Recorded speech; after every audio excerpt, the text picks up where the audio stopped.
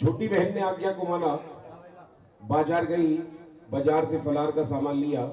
फलाहार का सामान लेकर जैसे ही वो वापस घर के लिए लौट रही थी तो उसकी नजर एक मांस के पकौड़ों की ढेर पर पड़ जाती है। उसके मन में लालच आ गया और उसने वहां मांस का सेवन कर लिया। वापस लौट करके घर पर आई, बड़ी बहन ने छोटी बहन से कहा कि आ बहन, पूजा अर्चना करें, अपने व्रत को खोलें। तो छोटी बहन ने इनकार कर दिया। जब उसने कारण पूछा तो उसने बताया कि बहन, बाजार से लौटते वक्त मैंने मांस का सेवन कर लिया। बड़ी बहन को क्रोध आ गया और क्रोध में आकर के उसने छोटी बहन को श्राप दे दिया कि जा, मैं तुझे श्राप देती हूं कि तूने एकादशी के व्रत में मांस का सेवन किया है, तेरा जो अगला जन्म होगा वो छिपकली की योनि में होगा और तू कीड़े मकोड़े खाकर ही अपने जीवन का यापन करेगी। छोटी बहन बोली कि बहन, आपने मेरे किए के अनुसार मुझको श्राप तो दे दिया, लेकिन मुझे ये तो बताओ कि छिपकली की योनि से मुझे मुक्ति कैसे मिलेगी? कि अगर तू छिपकली की योनि में रहते हुए कोई धर्म पुण्य का कार्य करेगी, किसी की जान बचाएगी, तो अवश्य ही तुझे मनुष्य योनि में जन्म मिल जाएगा। समय के अनुसार दोनों बहनों ने अपने शरीर को त्यागा। जो बड़ी बहन थी राजा इंद्र के दरबार की अप्सरा बन जाती है, जो छोटी बहन थी वो छिपकली की योनि में चली जाती है। द्वापर युग की बात है, पांडवों ने एक यज्ञ का आयोजन किया। उस यज्ञ में सभी 33 कोटि देवी देवताओं के साथ सभी ऋषि मुनियों को निमंत्रण भेजा।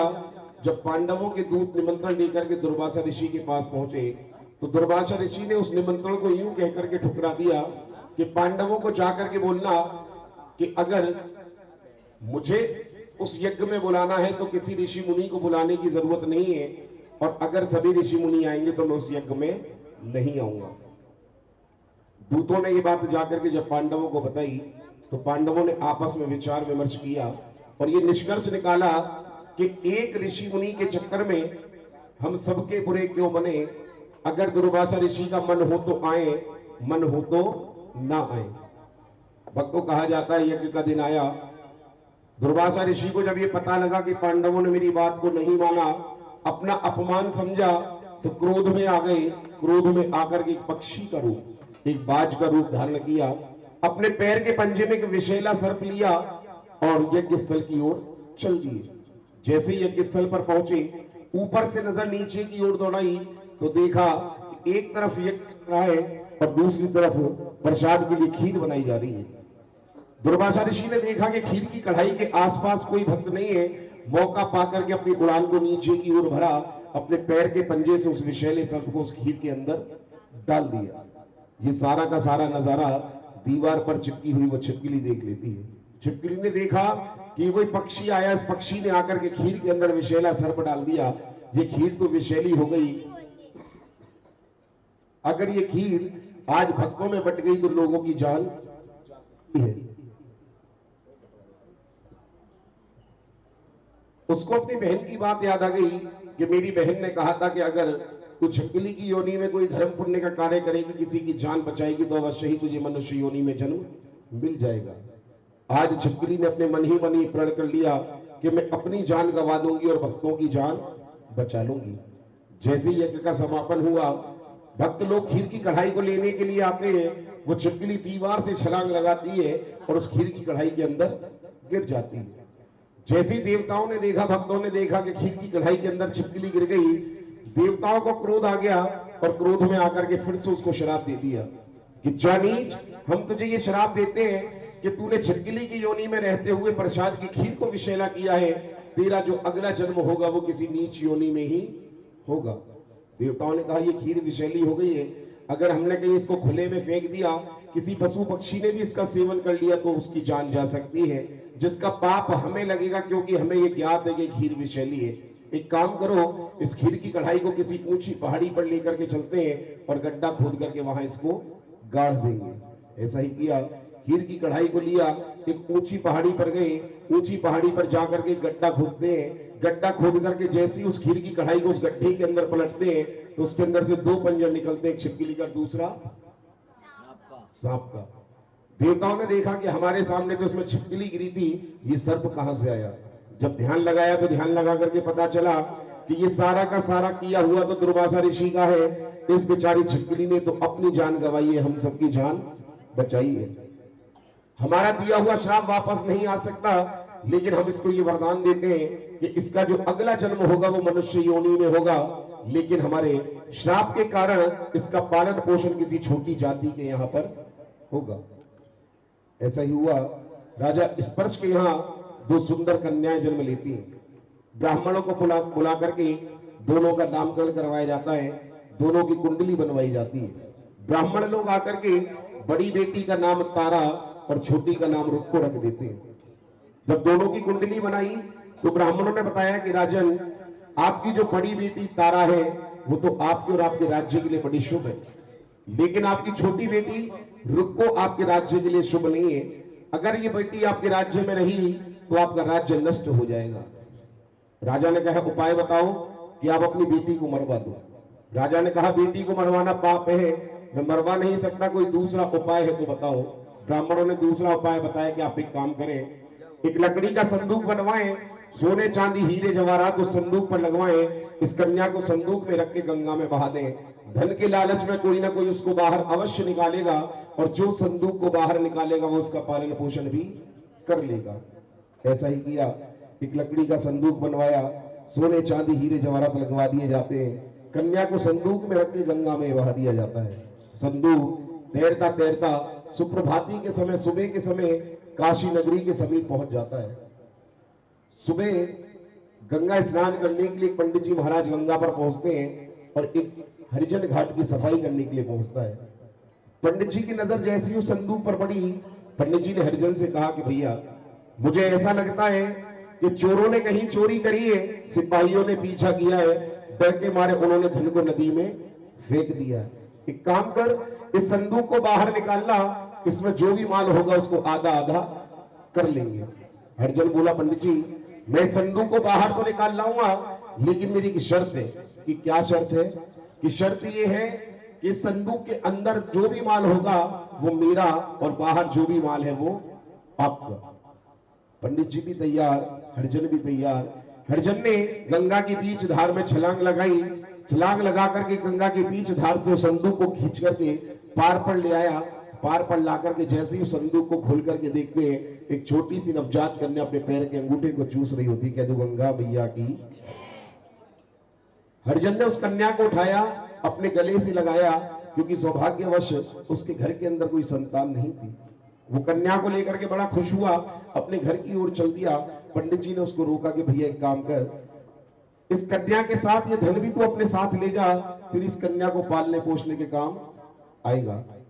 हरिजन धन को लेकर, कन्या को लेकर अपने घर पहुंचा। घर जाकर के उसने वो कन्या अपनी धर्मपत्नी की गोद में दी, सारी बात अपनी धर्मपत्नी को बताई। उसकी धर्मपत्नी भी फूलों न समाई, उस कन्या को अपने कलेजे से लगा लेती है। सारे मोहल्ले में जाकर के खबर कराती है कि आज गंगा मैया ने मुझे भी कन्या बख्शी है, आज मैं मां बन गई हूं, अब मेरी शक्ल देख करके किसी का दिन खराब नहीं होगा। भक्तों, कहा जाता है समय अपने रफ्तार से बढ़ता रहता है। उधर राजा स्पर्श के यहाँ तारा बड़ी हो जाती है, इधर हरिजन के यहाँ पर रुक्को बड़ी हो जाती है। दोनों बहनें शादी के योग्य हुई। मेरी मैया की ऐसी कृपा, दोनों बहनों को फिर से मिलवाना था। दोनों बहनों के लिए वर ढूंढे जाते हैं और दोनों बहनों की शादी एक ही राज्य में हो जाती है। हस्तिनापुर के राजा हरिश्चंद्र के लिए बड़ी बेटी तारा की शादी हुई और हस्तिनापुर के हरिया नामक हरिजन के साथ में छोटी बेटी रुक्को की शादी हो जाती है। रुक्को की जो सास थी, रानी तारा के महलों में साफ सफाई का कार्य किया करती थी। रानी तारा मैया की बहुत बड़ी पुजारन थी, मैया की बहुत बड़ी भक्तन थी, वो जगराती किया करती थी। एक दिन की बात, रुक्को की सास को बुखार आ गया। उन्होंने अपनी जगह रुक्को को महलों में भेज दिया कि रुक्को एक काम कर, आज महलों में सफाई करने तू चली जा। बिल्कुल सुबह का वक्त था, रुक्को महलों में सफाई करने के लिए पहुंची। बाहर आंगन में, महल के आंगन में झाड़ू लगा रही थी, रो रही थी, झाड़ू लगा रही थी और रो रही थी। रानी तारा के कानों में जैसी रोने की आवाज पहुंची, रानी तारा एकदम से व्याकुल हो जाती है।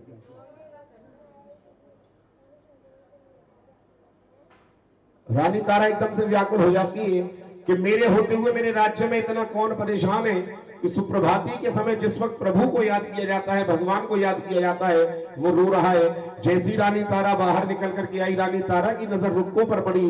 रानी तारा ने रुक्को को पहचान लिया, ये तो मेरी सगी बहन है। रानी तारा ने रुक्को को आवाज लगाई कि बहन मेरे पास आकर के अपने रोने का कारण बता। रुक्को कहने लगी महारानी, कहां आप महलों की रानी, कहां मैं जाति की हरिजन, मैं आपके पास आकर के अपना दुखड़ा कैसे रो सकती हूँ। तब रानी तारा ने कहा कि बहन ऐसा नहीं है, पूर्व जन्म में हम दोनों सगी बहन थे, तूने एकादशी के व्रत में मांस का सेवन किया, मैंने तुझको शराब दिया, तू छिपकली की योनि में गई, छिपकली की योनि में तूने काम तो अच्छा किया, लेकिन गलती से देवताओं ने तेरे को श्राप दे दिया। उस श्राप के कारण इस जन्म में हम दोनों बहनों का जन्म तो एक ही माँ की कोख से हुआ है, लेकिन देवताओं के श्राप के कारण तेरा पालन पोषण एक छोटी जाति के यहाँ पर हुआ है। जैसे ही रुक्को को ये बात पता लगी, रुक्को अपनी बहन के गले लग जाती है, रानी तारा के गले लग जाती है और गले लग करके रोने लगी और बोली कि बहन, मेरी शादी को 5 वर्ष हो गए, लेकिन अभी तक मेरे कोई संतान नहीं है, कि तू संतान प्राप्ति के लिए क्या कर सकती है। कि बहन जो आप कहेंगे वो करने के लिए तैयार हूं, जो उपाय आप मेरे को बताएंगे मैं वो पूरा उपाय करूंगी। रानी तारा ने उसको उपाय बताया कि तू काम कर, आज घर जाकर के नहा धो करके मैया के नाम की पूजा अर्चना करना, मैया के नाम की भेंट उठा करके रख देना और मां से अरदास लगाना कि हे मेरी माँ, तू मेरी खाली झोली को भर, मैं तेरे नाम का जगराता करवाऊंगी। उसने ऐसा ही किया, घर जाकर के नहा धो करके मैया के नाम की पूजा अर्चना करती है, एक भेंट उठा करके रख देती है और मां से अरदास लगाती है कि मां तू मेरी खाली झोली को भर, तेरे नाम का जगराता करवाऊंगी। भक्तों कहा जाता है कि दया की देवी है, दया का दान देती है, कौन भक्त कैसा है मेरी मैया पल में पहचान लेती है। रुक्को 10वें मास में एक सुंदर से पुत्र को जन्म देती है। पुत्र प्राप्ति, संतान प्राप्ति के बाद में जो भी कार्य होते हैं उन सभी कार्यों को करवा देती है, लेकिन संतान प्राप्ति में इतनी खुश हो जाती है वो ये भूल जाती है कि मेरे को मैया के नाम का जगराता भी करवाना है। आज बच्चा 1 वर्ष का हुआ, 2 वर्ष का हुआ, 3 वर्ष का हुआ, 4 वर्ष का हुआ, उसका बच्चा पूरे 5 वर्ष का हो गया, लेकिन अभी तक जगराता नहीं करवा पाई। एक दिन उसके बच्चे को भी तेज बुखार आया और बुखार के साथ साथ उसके शरीर पर छोटे छोटे लाल लाल दाने आ जाते हैं। बहुत से वैद्य हकीमों को दिखाती है, किसी वैद्य हकीम की कोई दवा उसके बच्चे को ठीक नहीं कर पाती। दौड़ी दौड़ी रानी तारा के पास पहुंची, रानी तारा को जाकर के बोली कि बहन, पिछले 4-5 दिन से मेरा बच्चा तेज बुखार से पीड़ित है, उसके शरीर पर छोटे छोटे लाल लाल दाने आ चुके हैं, बहुत से वैद्य हकीमों को दिखा लिया, किसी की दवा काम नहीं कर रही, जरा आप ही बताओ मेरे बच्चे को क्या परेशानी है। रानी तारा ने ध्यान लगाया और ध्यान लगाकर कहा कि रुक्को, तेरे से मैया के पूजन में एक गलती हुई है, ध्यान कर कौन सी गलती हुई है। रुक्को ने ध्यान किया तो बताया कि हाँ बहन, गलती तो हुई है, आपके कहने पर मैंने मैया के नाम की भेंट उठा करके रखी थी, अरदास लगाई थी कि मां मेरी खाली झोली को भर, तेरे नाम का जगराता करवाऊंगी। मां ने तो अपना कार्य पूरा कर दिया, लेकिन मैं जगराता नहीं करवा पाई। बहन मुझे उपाय बता कि तू चिंता ना कर, मां अपने बच्चे को कभी दुखी नहीं देख सकती, तू घर जाकर के नहा धो करके पूजा अर्चना करे तो मां से माफी मांग लेना, तेरा बच्चा जल्द स्वस्थ हो जाएगा। उसने ऐसा ही किया, घर जाकर नहा धो करके पूजा अर्चना करती है, मां से लौ लगाती है, मेरी मैया उसकी पुकार को सुनती है, उसके बच्चे का बुखार टूट जाता है। नियम के अनुसार बच्चे को छींटे लगाए जाते हैं। ये वही बुखार था जिसे आज हम छोटी माता या बड़ी माता का प्रकोप कहते हैं। चिकन पॉक्स, स्मॉल पॉक्स के नाम से जो बीमारी जानी जाती है, ये वही बीमारी उसके बच्चे को थी। उसका बच्चा ठीक हुआ, दौड़ी दौड़ी तारा के पास आई, तारा को आकर के बोली कि बहन मेरा बच्चा बिल्कुल ठीक हो गया, मैं जगराता करवाना चाहती हूँ। रानी तारा ने कहा कि ब्राह्मणों के पास जाओ, जाकर के बोलो कि तुम्हारे घर जगराता कर दे। दौड़ी दौड़ी ब्राह्मणों के पास पहुंची, ब्राह्मणों को जाकर के जब उसने जगराती की बात बोली तो ब्राह्मणों ने उसको फटकार दिया कि चल हट, कहां तू जाति की हरिजन, कहा हम ब्राह्मण, हम तेरे घर जगराता करने कैसे आ सकते हैं। तो एक काम कर, 2-4-5 रुपए हमें यही दे जा, किसी भी जागरण में तेरे नाम की अरदास लगवा देंगे। लेकिन वो जिद पर अड़ गई। जब वो जिद पर अड़ गई तो ब्राह्मणों ने उसके सामने एक शर्त रख दी, इस राज्य की जो रानी तारा है वो मैया की बहुत बड़ी पुजारन है, मैया की बहुत बड़ी भक्तन है, अगर वो तेरे जगराते के निमंत्रण को स्वीकार कर लेगी तो हम अवश्य तेरे घर जगराता करने आएंगे। उसने जाकर के सारी बात रानी तारा को बताई। भक्तों, आज रानी तारा ने रुक्को के जगराते के निमंत्रण को स्वीकार कर लिया। कहते सच्चे दरबार की। पहले जो जागरण के निमंत्रण दिए जाते थे, ऐसे मुंह से बोलकर वरवली नहीं दिए जाते थे, पीले चावल दलों के द्वारा निमंत्रण दिए जाते थे। जो भी व्यक्ति उन दलों को स्वीकार करता था उसको जगराते में अवश्य पहुंचना पड़ता था। किसी कारणवश अगर आप नहीं जा पा रहे हैं तो वो दल जगराते में पहुंचे, अगर वो दल आपके घर रखे रह गए तो ये नियम था कि आपको अपने घर पर जगराता करवाना पड़ेगा। आज रानी तारा ने जैसे ही जगराते के निमंत्रण को स्वीकार किया, ये सारी की सारी बात राजा का जो नाई था वो सुन लेता है। अरे झांकी वाले जा रहे हैं, तुम्हारा कोई सामान न लेके जा रहे, ऐसे आंख फाड़ फाड़ के देख रहे हैं कहां लेके जा रहे हैं।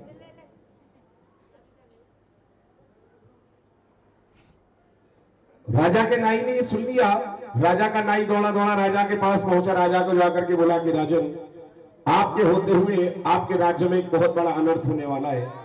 महलों की रानी तारा ने एक हरिजन के जगराते के निमंत्रण को स्वीकार किया है। आने वाले महीने की अष्टमी को उसके घर पर जगराता होगा और रानी तारा उसके जगराते में जाएंगी। राजा ने कहा कि राई, अगर तेरी बात सच है तो मैं आज ये प्रण लेता हूं कि अपने जीते जी ऐसा कभी नहीं होने दूंगा, महलों की रानी तारा को किसी हरिजन के दरवाजे पर चढ़ने नहीं दूंगा। भक्तों, कहा जाता है जैसे ही जगराते का दिन आया, राजा ने तलवार से अपनी उंगली को थोड़ा सा काटा। महलों के अंदर पहुंचे रानी तारा को जाकर के बोले कि रानी, आज तलवार की धार को देखते हुए हमारी उंगली में चोट आ गई है, इसमें बहुत पीड़ा है, बहुत दर्द है, हमें चैन नहीं पड़ रहा।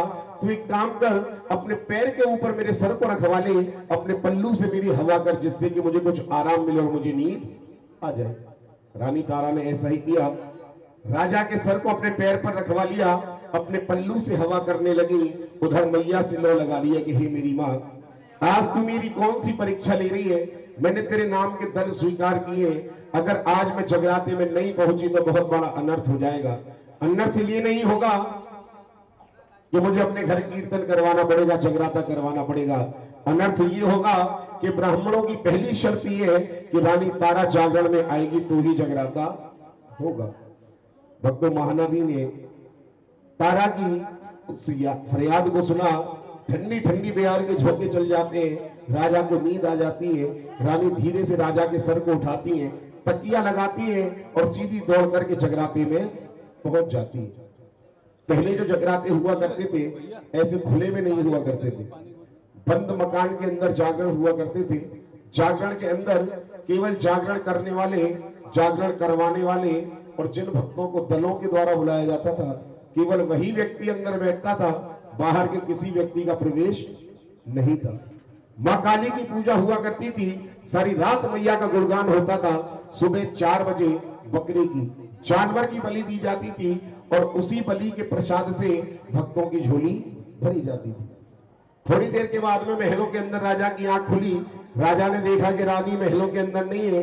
राजा का दिमाग घूम गया, तलवार उठाई और खुद भी दौड़ करके सीधे रुक्मों के दरवाजे पर पहुंच गए। कच्चा मकान था, कच्चे मकान की कच्ची दीवार, अपनी तलवार की नोक से उस कच्चे मकान की दीवार में एक छेद किया और सारी रात मैया का गुणगान उस छेद में होकर के सुनते रहे। जैसे ही सुबह 4 बजे राजा ने देखा कि वहां एक जानवर को, एक बकरे को बुलाया गया। उस बकरे के सर को धड़ से अलग कर देते, टुकड़े टुकड़े कर देते। नियम के अनुसार मैया को भोग लगा करके भक्तों की झोली भरी जा रही है। जैसे ही रानी तारा का नंबर आया तो रानी तारा के हिस्से में बकरे का सर और मांस के कुछ टुकड़े आते हैं। राजा ने जैसे ही ये दृश्य देखा, राजा का दिमाग घूम गया कि ये कैसी मैया है, ये कैसा पूजा पाठ है, जहाँ सारी रात तो यहाँ गुणगान किया गया है, नाच करके झूम करके मनाया गया है और सुबह यहाँ मांस का प्रसाद बट रहा है। राजा उल्टे पैर लौटे, महल के दरवाजे पर आकर के खड़े हो जाते हैं। थोड़ी देर के बाद में रानी तारा आई तो रानी तारा को दरवाजे पर रोक दिया कि रानी, अंदर घुसने से पहले ये बता कि सारी रात कहां गायब थी? रानी बोली, राजन मैं गायब नहीं थी, मैं तो मैया के जागरण में गई थी। कि ये कैसी मैया, ये कैसा पूजा पाठ जहां सारी रात तो वेद मंत्रों के द्वारा, भजन कीर्तन के द्वारा नाच करके झूम करके मैया को मनाते हैं और सुबह वहां जानवर की बलि दी जाती है, मांस का प्रसाद बढ़ता है। रानी बोली, राजन आपने जो भी देखा बिल्कुल सत्य देखा है, लेकिन मेरी मैया का ऐसा चमत्कार है कि कुछ ही पलों के भीतर वो जानवर भी जिंदा हो जाता है और मांस का प्रसाद मांस का नहीं रहता। राजा बोले, कैसे विश्वास करूं कि मेरी झोली के अंदर हाथ डालो। आज राजा ने जैसी रानी की झोली के अंदर हाथ डाला, जो बकरे का सर था वो नारियल बन जाता है, जो मांस के टुकड़े तो पंचमी में तब्दील हो जाते हैं। कहते ज्वाला मैया की। राजा ने जैसे ये दृश्य देखा, राजा बोले रानी से कि रानी तू तो कोई जादूगरनी है, मैंने अपनी आंखों से देखा तेरे को बकरे का सर मांस के टुकड़े मिले थे, लेकिन ये नारियल और पंचमेवा कहां से बन गई? रानी बोली, राजन यही तो मेरी मैया का चमत्कार है। कि तेरी इस मैया के चमत्कार को अपनी आंखों से देखना चाहता हूं। रानी बोली राजन दिखा तो सकती हूँ, लेकिन आपको एक परीक्षा से गुजरना होगा। कि क्या करना होगा? कि आपको महलों के अंदर एक जगराते का आयोजन करवाना होगा। उस जगराते में सभी नगरवासियों को बुलाना होगा और उसमें एक नहीं दो बलि दी जाएंगी। जो पहली बलि होगी आपके सबसे प्रिय नीले घोड़े की होगी और दूसरी बलि आपके इकलौते पुत्र रोहित की होगी। कहते सच्चे दरबार की। आज राजा ने रानी की चुनौती को स्वीकार कर लिया। भक्तों कहा जाता है सभी नगरवासियों को जगराते का निमंत्रण भेज दिया जाता है। जगराते का दिन आता है, सभी नगरवासी समय से जगराते में पहुंच जाते हैं। जैसे ही जगराते की शुरुआत की जाती है, वेद मंत्रों के द्वारा महारानी की ज्योत जगाई जाती है, सारी रात मैया का गुणगान किया जाता है। जैसे ही सुबह 4 बजे रानी ने राजा से कहा कि राजन बुलाओ अपने बेटे को, बुलाओ अपने घोड़े को, दोनों की बलि। आज राजा ने ऐसा ही किया। अपनी तलवार को म्यान से बाहर खींचा, अपने घोड़े को बुलाया। घोड़े के सर को धड़ से अलग कर देते हैं, टुकड़े टुकड़े कर देते हैं। अपने पुत्र को धड़ को सर से अलग कर देते हैं, टुकड़े टुकड़े कर देते हैं। एक पात्र के अंदर बेटे का मांस, एक पात्र के अंदर घोड़े का मांस रख दिया जाता है। नियम के अनुसार महारानी को भोग लगा करके सबसे पहली झोली राजा की भरी जाती है। रानी बोली राजन ये आपका प्रसाद है। राजा बोले रानी कैसी पागलों जैसी बात करती है, मेरे घोड़े के मेरे बेटे का मांस है तो इसको प्रसाद बताती है। रानी बोली राजन आपको ऐसे विश्वास नहीं होगा। एक दूसरा पात्र उठाया, राजा के हाथ में दिया कि राजन ये दूसरा पात्र अपने हाथ में पकड़ो, अस्तबल में जाकर के अपने घोड़े की झोली भर करके आओ। राजा बोले कि रानी जिस घोड़े को मैंने अपने हाथों से काटा है उसका मांस मेरी आंखों के सामने रखा है, तू ये कहती है कि अस्तबल में मेरा घोड़ा जिंदा खड़ा होगा? रानी बोली आपको विश्वास नहीं तो एक बार जाकर के देखो। राजा ने थोड़ा सा विश्वास जताया, पात्र लिया, अस्तबल में पहुंचे। अस्तबल में जाकर के देखते हैं कि उनका घोड़ा वहां पर जिंदा खड़ा हुआ है और राजा को देख करके एकदम से हिरण आने लगा। राजा बोले रानी तू तो वाकई में जादूगरनी है, तूने मेरे घोड़े के जैसा दूसरा घोड़ा मंगवा करके अस्तबल में खड़ा कर दिया और तू ये कहती है कि ये मेरा घोड़ा है। रानी धीरे से मुस्कुराई और मुस्कुरा करके बोली कि राजन मुझे ये पूर्ण विश्वास था कि अगर मैं आपसे केवल जानवर की बलि दिलवाऊंगी तो आप मेरी मैया के चमत्कार के ऊपर कभी विश्वास नहीं करोगे।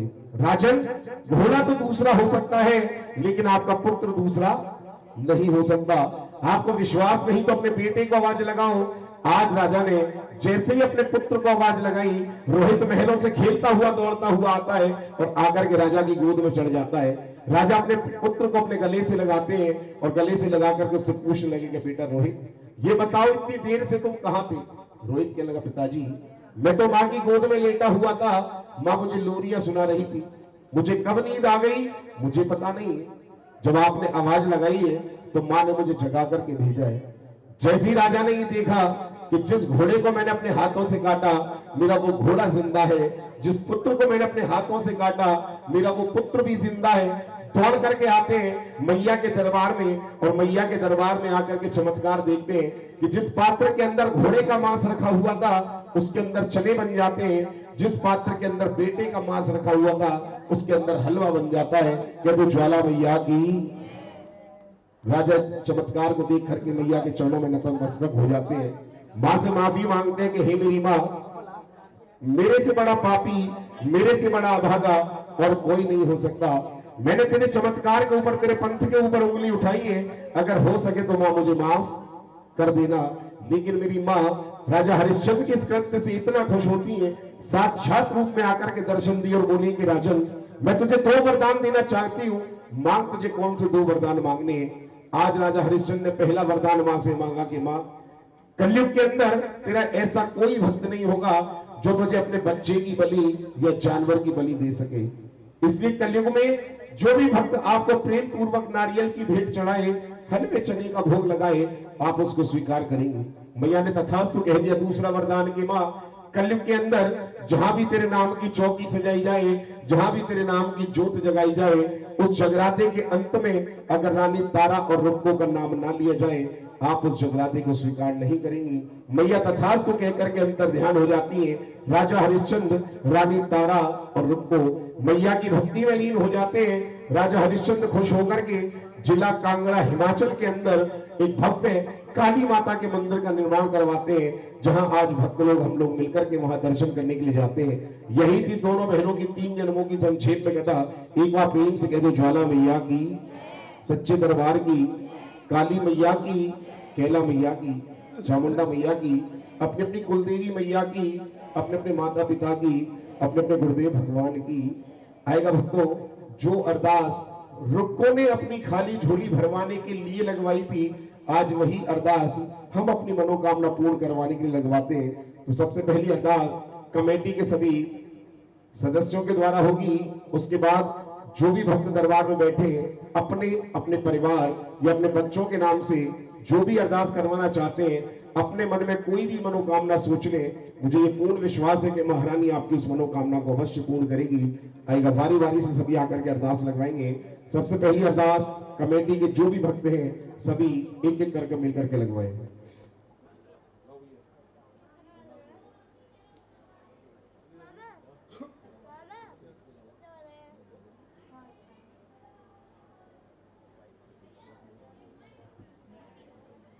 ₹101 की अरदास मोहित बघेल जी की अरदास। पंडित जी, भगत जी अरदास करवा देना ना, बस अरदास के बाद में फिर उसके बाद में आप अपनी प्रक्रिया शुरू कर देना। ये ₹101 की अरदास मोहित बघेल जी की अरदास। उन माइत्र सुख चढ़ा दे पास, मैया बच्चा द्वारे आया दाती भेंट तेरी ले आया, वर दे दे पहाड़ों बीच रहने वाली है, वर दे दे पहाड़ों बीच रहने वाली है।